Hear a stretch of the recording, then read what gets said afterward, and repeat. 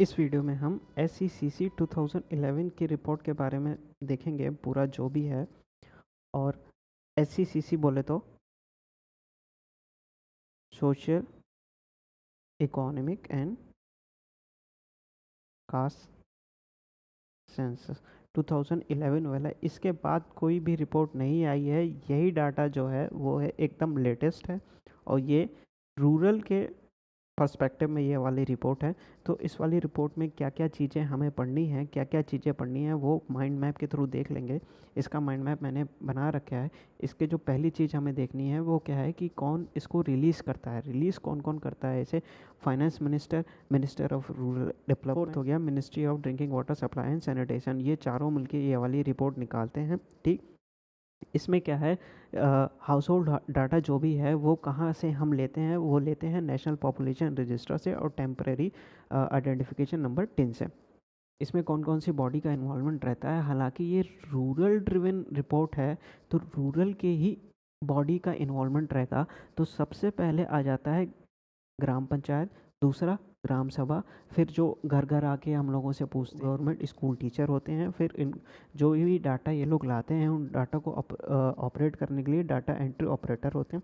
ठीक, टोटल कितने डिस्ट्रिक्ट में ये सर्वे हुआ था, 640 डिस्ट्रिक्ट में। अब इसमें से जो इम्पोर्टेंट टेक अवे चीज़ें थी वो यहाँ मैंने नोट डाउन कर रखी हैं।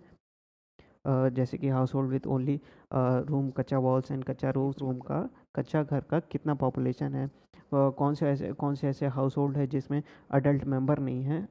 ठीक, और कौन से ऐसे हाउस होल्ड है जहाँ पे अडल्ट मेंबर नहीं है और फीमेल जो है हेड करती है। ये कुछ डाटा है। इसमें से जो इम्पोर्टेंट डाटा है वो SC/ST हाउस होल्ड वाला है। लिटरेट अडल्ट, ये लिटरेट है, इसको आप करेक्ट कर लीजिएगा, लिटरेट है ये। नो लिटरेट अडल्ट वाला डाटा इम्पॉर्टेंट है। ठीक, और जो डाटा इम्पॉर्टेंट है वो है कल्टीवेशन वाला, ये डाटा इसमें से। इसके बाहर आप लोगों को कुछ भी नहीं पढ़ना है। ये हो गई आपकी एक रिपोर्ट। और हाथ ही हाथ हम दूसरी रिपोर्ट भी यहाँ पे देख लेते हैं, सस्टेनेबल डेवलपमेंट रिपोर्ट 2022। ये लेटेस्ट है, इसके बाद कोई भी रिपोर्ट नहीं आई है और आपके एग्ज़ाम तक कोई भी रिपोर्ट आएगी भी नहीं। तो ये मैंने स्क्रीनशॉट ले रखा है ऑफिशियल वेबसाइट से। इनका कहना है कि इंडिया के पर्सपेक्टिव में इंडिया की रैंक जो है आउट ऑफ 163 121 है। ठीक, स्कोर है 60, स्पिल ओवर स्कोर है 99.3। आपको जो याद रखना है वो ये याद रखना है। फिर 17 जो सस्टेनेबल डेवलपमेंट गोल हैं, इसमें से इंडिया 12 और 13, 12 और 13, ठीक, 12 और 13 में हमने काफ़ी अच्छा किया है, प्रोग्रेस हमारी बड़ी है।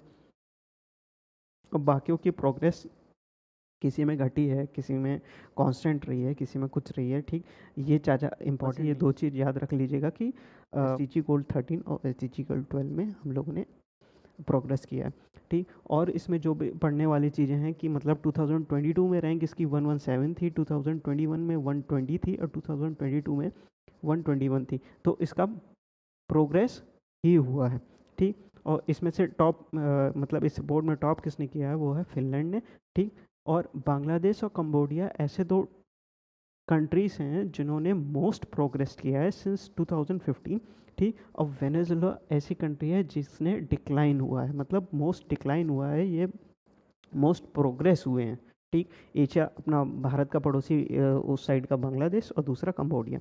ठीक, और यहाँ पे इम्पॉर्टेंट पॉइंट ये है कि 2015 में ये अडॉप्ट हुआ था। ठीक, और 2016 में ये मतलब आया था इफेक्ट में। ठीक, और मेंट टू अचीव बाय 2013, मतलब कि जो भी ये सस्टेनेबल डेवलपमेंट गोल हैं जो टोटल 17 हैं, इनको क्या है बाय द ईयर 2030 में हमको ये पूरा फुलफिल अचीवमेंट कर लेना है। ये इम्पॉर्टेंट पॉइंट है, ये प्रीवियस ईयर क्वेश्चंस में भी पूछ रखा हुआ है।